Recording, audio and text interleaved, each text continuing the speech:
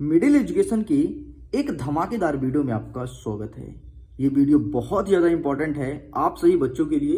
देखिए, आपके सामने मैं मिनी बूस्टर डोज लेकर के आ चुका हूँ और कल मॉर्निंग में मेरी कोशिश यही रहेगी कि आपके सामने बूस्टर डोज प्रेजेंट करूँ। सबसे पहले बड़े इत्मीनान से इस वीडियो को बहुत अच्छे से देख लीजिएगा। इसमें जितने भी क्वेश्चन हैं अच्छे से प्रिपेयर कर लीजिएगा। डेफिनेटली एग्जाम में बहुत अच्छा स्कोर गेन करोगे, क्योंकि पूरे सिलेक्टेड क्वेश्चन लेकर के आ गया हूं जो एग्जाम में आता है। अच्छे से कर लेना, टॉप करना होगा तो तुम्हारे मुट्ठी में होगा कल का पूरा पेपर। तुम पेपर फाड़ोगे, सेंटर के पूरे बच्चे देखेंगे, तुम्हारा एक अलग रुतबा रहेगा, तुमको अलग ही नजरिए सारे स्टूडेंट देखेंगे और तुम पूरा पेपर कल सॉल्व करोगे। मैप को कैसे सॉल्व करते हैं मैप का वीडियो में बना दिया हूं, टेंशन नहीं लेना है। आपके सामने मिनी बूस्टर डोज लेकर के आ चुका हूं, टेंशन मत लो। मॉर्निंग में बूस्टर डोज आएगा, फायर करोगे, तबाही मचाओगे, सेंटर हिलाओगे, पेपर फाड़ के आओगे। बस तुम मिडिल एजुकेशन की एक बातों को अच्छे से दिल और दिमाग में उतार लो। आपको भी पता है कि जिस प्रकार से मिडिल एजुकेशन ने आप सबको पढ़ाया, शायद ही कोई स्टूडेंट्स ऐसा पढ़ा हो और आपका एग्जाम बेहतर जाए। इसके लिए मैं लगातार कोशिश कर रहा हूँ, रात भर जग करके आपके सामने बूस्टर डोज प्रेजेंट करूंगा। देखो, सबसे पहले पूछेगा जलोढ़ मिट्टी और काली मिट्टी में अंतर क्या है।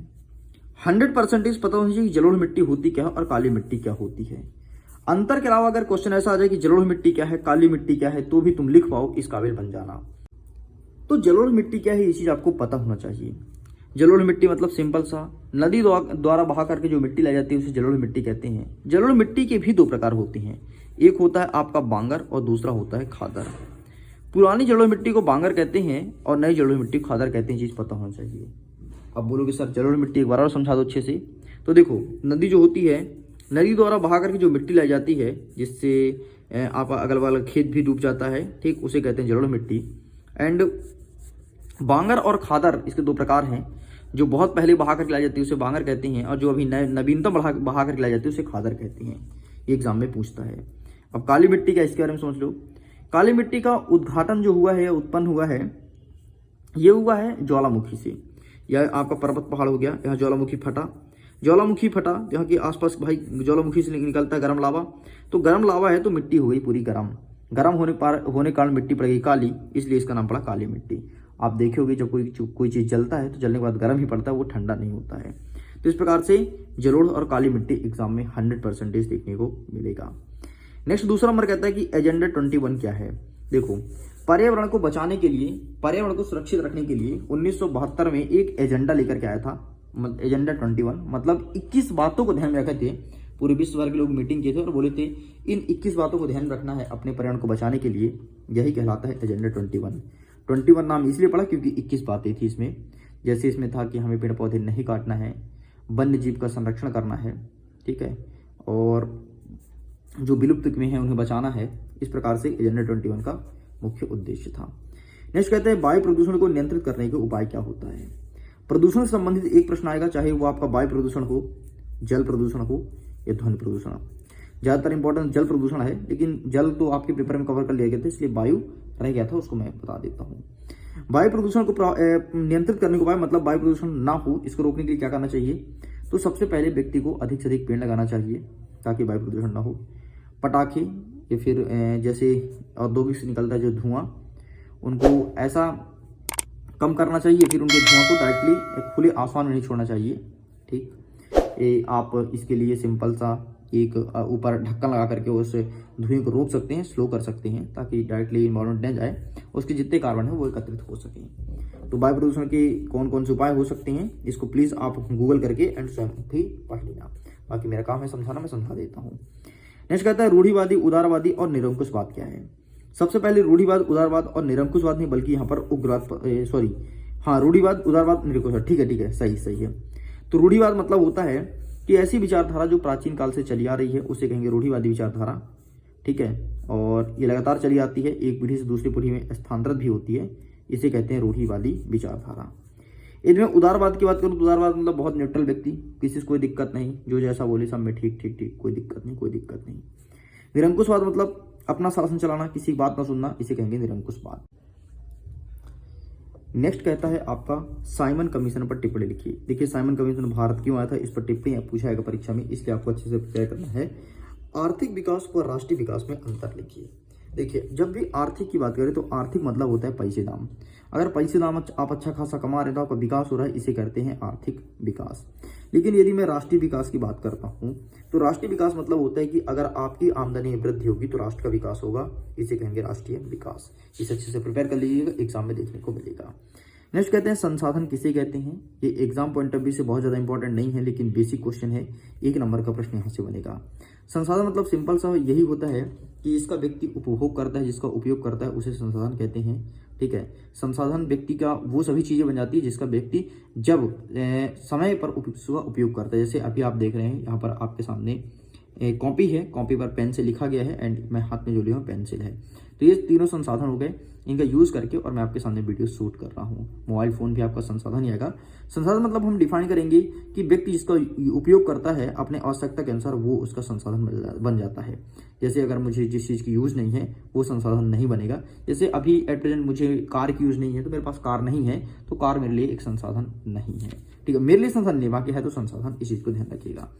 नेक्स्ट कहता है 8वां नंबर, अग्नेय तथा कार्यांतरित चट्टानों में खनिज का निर्माण कैसे होता है। मतलब खनिज कैसे बनता है, ये चीज पूछा गया है।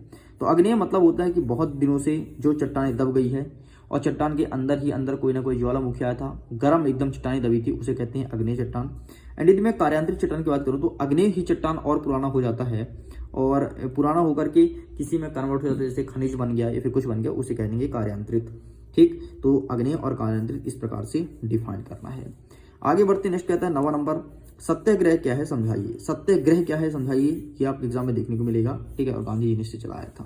नेक्स्ट कहता है महामंदी के कारणों की व्याख्या कीजिए। ऐसे कौन कौन से कारण हैं जिसके कारण महामंदी आती है। तो महामंदी आने का एक मुख्य कारण हो सकता है कि महंगाई में अत्यधिक वृद्धि हो जाए, तो जनसंख्या में अत्यधिक वृद्धि हो जाती है, इस कारण से महामंदी देखने को मिलती है। आपके एग्जाम में ये देखने को मिलेगा। आगे बढ़ते नेक्स्ट कहता है कि संघीय सरकार क्या है। संघीय सरकार मतलब होता है कि संघ का सरकार, मतलब जहां पर केंद्र का शासन हो उसे कहते हैं संघीय सरकार। ये एग्जाम में देखने को मिलेगा संघीय सरकार, इसे आपको अच्छे से प्रिपेयर करना है, इस चीज को ध्यान रखिएगा। ठीक है, संघीय सरकार मतलब केंद्र की सरकार जिसका एकमात्र स्वामित्व हो केंद्र पर, उसे कहते हैं संघीय सरकार। नेक्स्ट इसी में 12वां नंबर कहता है कि एकात्मक शासन व संघीय शासन व्यवस्था क्या होता है। एकात्मक मतलब होता है कि जहां पर केवल एकल शासन हो, एक ही शासन हो, मतलब एक ही सरकार हो, जैसे केंद्र में, राज्य में कोई सरकार ना हो, उसे कहेंगे एकात्मक शासन व्यवस्था। लेकिन संघीय की बात करूं तो ऐसा शासन व्यवस्था जिसमें 2 सरकार हो, केंद्र में अलग सरकार हो और राज्य में अलग सरकार हो, उसे कहेंगे संघीय शासन व्यवस्था। ये एग्जाम में 100% देखने को मिलेगा। नेक्स्ट कहता है सांप्रदायिकता व धर्मनिरपेक्ष शासन का क्या अर्थ होता है। सांप्रदायिकता और धर्मनिरपेक्ष, सांप्रदायिकता का डिफिनेशन आपको स्वयं बताना है कमेंट्स में लिख करके, लेकिन धर्मनिरपेक्ष मैं डिफाइन कर देता हूँ।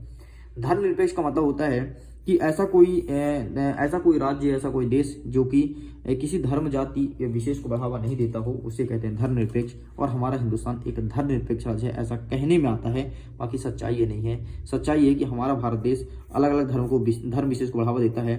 अगर कोई जैसे पार्टी वाले हो गए बीजेपी वाले तो हिंदू धर्म को, और कांग्रेस वाले हो गए तो वो मुस्लिम धर्म को बढ़ावा देते हैं। ठीक है, चलिए आगे बढ़ते हैं। नेक्स्ट हमारे एग्जाम में जो देखने को मिलेगा वो क्वेश्चन है स्वामित्व के आधार पर संसाधन कितने प्रकार के होते हैं। तो स्वामित्व के आधार पर संसाधन आपके 4 प्रकार के होते हैं। निजी हो गया, ठीक है, और आपका सरकारी हो गया, और सहकारी हो गया, और एक और है निजी, सहकारी एक और कोई है, मैं भूल रहा हूँ। ठीक है, तो 4 प्रकार के होते हैं। 4 प्रकार को अच्छे से डिटेलिंग करने एग्जाम में देखने को मिलेगा। नेक्स्ट कहता है बांगर और खादर में अंतर बताइए। तो मैंने आपको पहले ही बताया है कि पुरानी जलोढ़ मिट्टी को बांगर कहते हैं और नई जलोढ़ मिट्टी खादर कहते हैं। एग्जाम में 100% मार्किंग होगी, अच्छे से प्रिपेयर कर लेना। नेक्स्ट स्वर्णिम चतुर्भुज योजना क्या है समझाइए। तो स्वर्णिम चतुर्भुज जब भी पूछे याद रखना कि हिंदुस्तान के 4 बड़े महानगर को जोड़ना ही स्वर्णिम चतुर्भुज कहलाता है। ऊपर उत्तर में दिल्ली है, आपका दक्षिण में चेन्नई है, और पश्चिम में आपका कलकत्ता है, और पूर्व में आपका उत्तर दक्षिण पूर्व, उत्तर में आपका दिल्ली और दक्षिण में चेन्नई, ठीक है, और इधर पूर्व में कलकत्ता और पश्चिम में आपका गुजरात है। इनको जोड़ना ही स्वर्णिम चतुर्भुज कहलाता है। स्वर्णिम चतुर्भुज की योजना के अंतर्गत 2 कॉरिडोर बनाया जा रहा है। एक कॉरिडोर है आपका जम्मू कश्मीर से लेकर के और कन्याकुमारी तक, और दूसरा है गुजरात के पोरबंदर से लेकर के असम के सिलचर तक।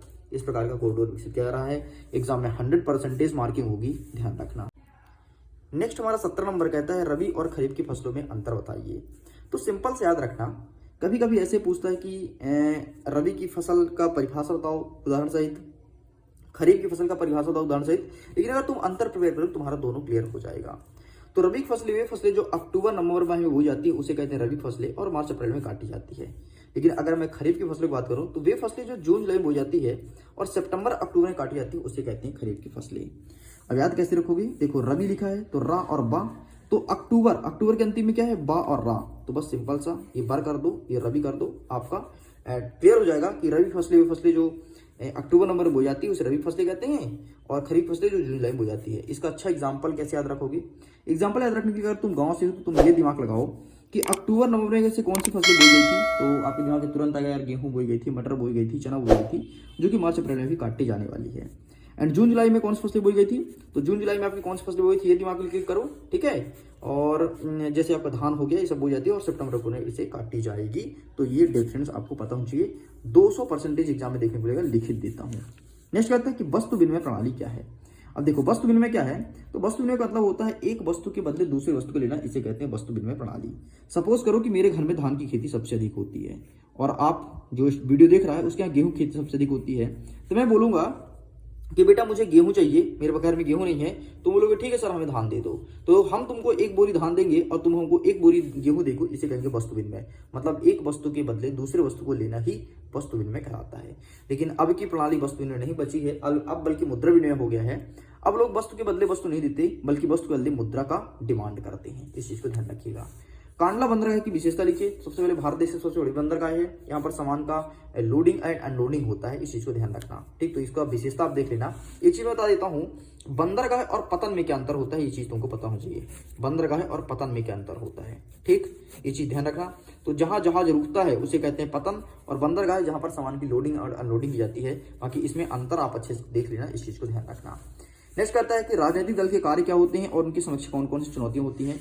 तो राजनीतिक दल के कार्य क्या होते हैं, सबसे पहले कोई भी पॉलिटिकल पार्टीज होता है चुनाव लड़ता है, ठीक है। इसके बाद सरकार बनाती है, सरकार बनने के बाद सरकार की आलोचना करती है, सरकार की कमियों को उजागर करती है, सरकार और जनता के बीच से वो एक मतलब मध्यस्थता काम करती हैं, इस प्रकार से इनके कार्य हैं। एंड इनके सामने चुनौतियां कौन कौन सी ये भी आपको अच्छे से प्रिपेयर करनी है।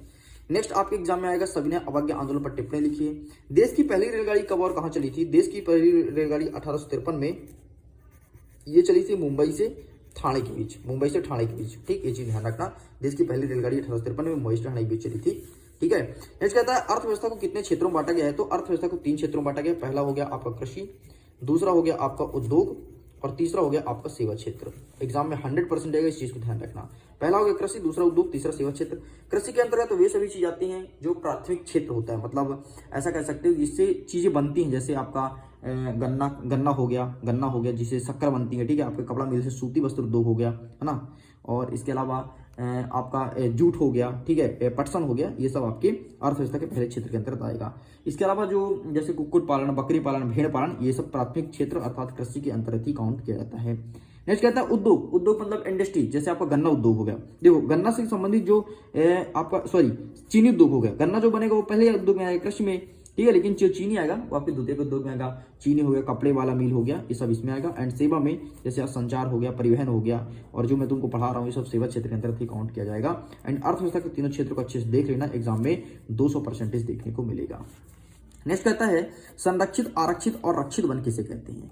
तो देखो संरक्षित वन मतलब वे वन जिन पर सरकार की कड़ी पाबंदी होती है, जहां पर पशु चारण करना या फिर पेड़ काटना सख्त कानूनी अपराध होता है, और अगर ये सब आप करते हो तो आपको जेल भी जा सकता है, इसे कहते हैं संरक्षित वन, ठीक है। आरक्षित वन किसे कहते हैं, वे वन जहां पर एक सेकंड सॉरी संरक्षित वन में आप पेड़ काट सकते हैं, थोड़ी गलती हो गई। संरक्षित वन में आप पेड़ काट सकते हैं, कानूनी अपराध तो होता है, दंड भी होता है, लेकिन इतना ज्यादा नहीं होता है, ठीक है। लेकिन आरक्षित वन में सबसे अधिक दंडित किया जाता है। अगर तुमने पेड़ काट लिया, पशु को चरा भी लिया, यहाँ पर घूमने भी चले गए, यहाँ पर तुम जाकर के फोटो तक खिंचा लिए खड़े होगे, तो तुमको दंडनीय माना जाएगा और तुमको इसके लिए जुर्माना भी अच्छा खासा भरना पड़ेगा, इसे कहते हैं आरक्षित वन। संरक्षित वन में तुम घूम सकते हो, जा सकते हो, पशु को चरा सकते हो लेकिन ज्यादा मात्रा में नहीं, पेड़ को काट सकते हो लेकिन इसके लिए जुर्माने का प्रावधान है वो कम है। जो तुम्हारे गांव के आसपास होगा जहाँ पर फॉरेस्ट गार्ड रहता है ना, वो संरक्षित वन होता है। आरक्षित वन मतलब आपका जैसे हो गया टाइगर प्रोजेक्ट हो गया, अभ्यारण्य हो गया, ये आरक्षित वन। और रक्षित वन आपका जो रक्षित वन है वो आपके इसी में काउंट किया जाता है संरक्षित वन में, ठीक है। इसके अलावा एक और वन होता है आवर्गीकृत वन। आवर्गीकृत वन मतलब ऐसा वन जिसे तुम स्वयं लगाते हो, उसे कहते हैं आवर्गीकृत वन। तो रक्षित वन और संरक्षित वन दोनों सेम है। आप किताब में अगर रक्षित हो या संरक्षित हो तो कंफ्यूज मत होना। नेक्स्ट कहते हैं जलियांवाला बाग हत्याकांड पर टिप्पणी लिखो। तो देखो रॉलेट एक्ट आया था 1919 में, कहानी सुन ली क्या था। रॉलेट एक्ट आया था 1919 में। रॉलेट एक्ट मतलब एक ऐसा कानून जो कि सरकार हम लोग के लिए बनाती थी, लेकिन हम लोग उसे पालन नहीं करते थे, उसे कहते हैं रॉलेट एक्ट। 1919 में आया था। इसका विरोध करने के कारण हम सब ने एक साथ हुए थे, एक साथ एकजुट हुए थे। तो क्या किए थे अंग्रेजों ने, कांग्रेस के 2 अधिकारियों को कब्जे में ले लिया था। पहला था डॉक्टर सैफुद्दीन कुचालू और दूसरे का नाम क्या था, सैफुद्दीन कुचालू, और एक और कोई था डॉक्टर और कोई करके था, नाम मैं भूल रहा हूँ। इन दोनों को, एक कांग्रेस के बहुत प्रभावशाली नेता थे, इनको अंग्रेज ने कैद कर लिया था। तो हम सब ने एकजुट हुए, यार इनको छुड़ाने की बात करते हैं, बोलते हैं छोड़ दो।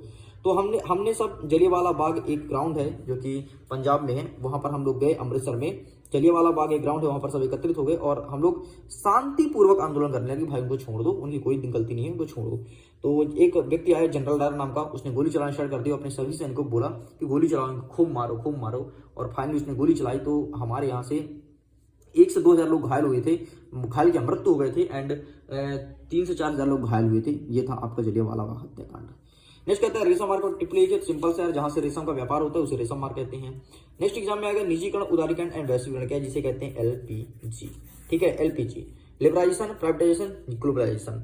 निजीकरण मतलब होता है हर एक चीज को प्राइवेट करना, जैसे मोदी जी कर रहे हैं। उदारीकरण मतलब होता है कि उदार बनना, कोई भी चीज को व्यक्ति को दे देना और विदेश में व्यापार स्थापित करना, ये उदारीकरण कराएगा। एंड वैश्वीकरण मतलब होता है कि पहले तो हमारा व्यापार हमारे देश तक होता था, लेकिन अब विश्व के अलग अलग देशों तक होगा, इसे कहेंगे वैश्वीकरण।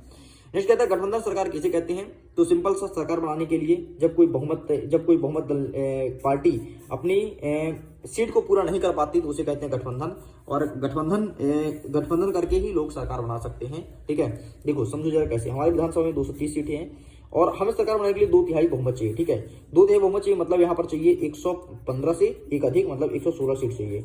अब 116 सीट अगर हम प्राप्त नहीं कर पाते हैं, ठीक है, तो हमें गठबंधन करना पड़ेगा, मतलब 2 से 3 पार्टी मिलकर के और एक ऐसा गठबंधित कर ले ताकि एक सरकार बना सके, उसे कहेंगे गठबंधन का सरकार। और गठबंधन सरकार में कई सारी पार्टियां का योगदान होता है। ठीक है, अगर हमारी सीट पूरा नहीं होती तो हम गठबंधन लेते हैं, सीट पूरी जाती तो कोई बात ही नहीं। ठीक है, इस चीज को ध्यान रखिएगा।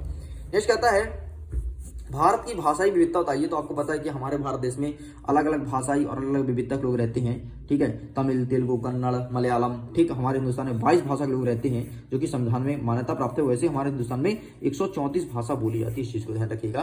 तो भाषाई विविधता तो हमें हर क्षेत्र में अलग अलग देखने को मिलता है। एग्जाम में मात्र 30 प्रश्न आपको मिनी बूस्टर डोज में प्रिपेयर करना है, अभी से प्रिपेयर कर लेना। एग्जाम में टॉप करना चाहते हो तो डेफिनेटली एग्जाम में अच्छे स्कोर होंगे। और अगर आपने मेरे द्वारा प्रोवाइड कराया हो set number A, set number B and set number E को अच्छे से प्रिपेयर किया है तो डेफिनेटली एग्जाम में अच्छे स्कोर गेन करेंगे।